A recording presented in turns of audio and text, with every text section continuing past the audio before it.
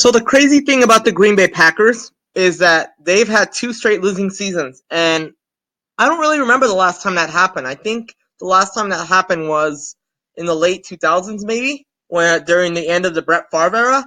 But I don't think it's been done. And it's also crazy that Aaron Rodgers had 25 touchdowns, two interceptions last year, and that was considered a down year by many people. Many people are saying Rodgers tuned out former coach Mike McCarthy, and I'm sure that's correct.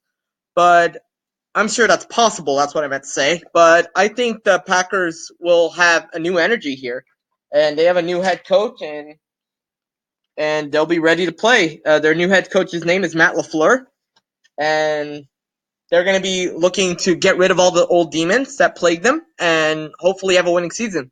So Green Bay returns Aaron Rodgers, of course, Aaron Jones, one of their top running backs, and I think if they give him the bell cow, he'll do the job. So, but they lost Randall Cobb, so that's going to be a tough guy to replace. But they returned Devontae Adams.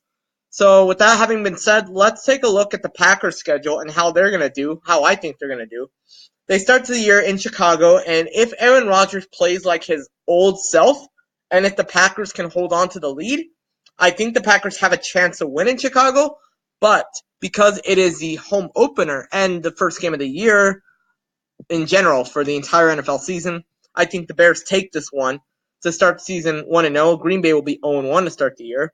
Minnesota and Green Bay play in week 2 for the second straight year, and I'm hoping to God there isn't another tie because I hate ties.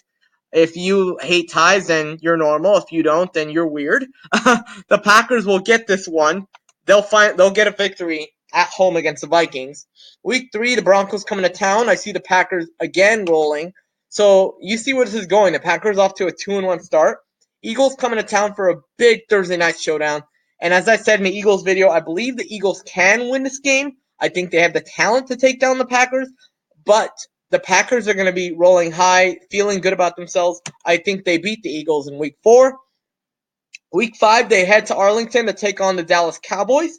I think the Cowboys get this one due to the fact that the Cowboys will be able to slow the game down, keep Aaron Rodgers off the field. And I think that the Packers will struggle against Ezekiel Elliott, and they won't be able to stop him. So that's going to be a reason why the Cowboys win. The Lions have had the Packers number recently, winning the last couple games against them, and I think they're going to do it again in Lambeau Field. I think Matt Stafford goes into Lambeau, takes them down with a couple touchdown passes. I think the defense does just enough to stop Aaron Rodgers, and the Lions steal one at Lambeau. But then the Raiders come into town. The Packers have much more talent and better coaching. I think LaFleur is a better coach at this level than Gruden.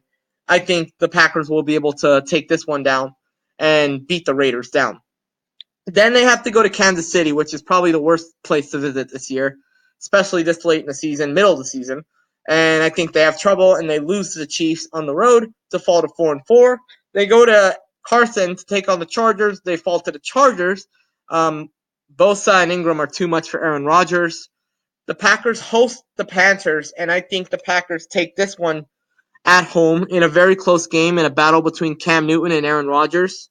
That's a game in which I've actually remembered that game. That's one of the first few games I watched as a child. Panthers-Packers was a rivalry back in the 90s, and I think I'd love to see that rivalry renewed. But the Packers will take this one. The bye week comes, and then the Packers head to Santa Clara to take on the 49ers. Depending on where the 49ers are, if the 49ers have Jimmy Garoppolo playing and the offense relatively healthy, I think Green Bay struggles in this game. If the 49ers are down to their third stringers like last year, the Packers will win. I'm going to bet on the fact that the 49ers will have better health this year and they'll beat the Packers. I mean, the Packers almost lost to the Niners at home last year, and that was with a bad Niners team. So I see the Niners winning the game in Santa Clara this year. Packers go to the Meadowlands. I see them taking out the Giants to improve to 6-6. The Redskins come into town, and I see the Packers having way too much talent for the Redskins, and they'll have the home field, of course. It'll be snowing. Bears come into town. The Packers are going to edge out the Bears. Aaron Rodgers will find a way to throw a game-winning touchdown pass at the very end. So the Packers are looking good right now. They're 8-6. They have a chance to make the playoffs, and this is where it all falls. They have to go to Minneapolis, and the Vikings and their home field, home dome, take them down, and the Packers fall to 8-7. Then the Packers have to go to Detroit, and they end the year with a loss against the Lions to fall to 8-8 and miss the playoffs for the third year in a row. What do you think about my picks? Do you agree with them? Do you disagree? Do you think the Packers will do better than 8-8? Do you think they'll do worse than 8-8? Do you think the Packers make the playoffs? Let me know in the comments. Like, share, and subscribe. Thank you for watching my video.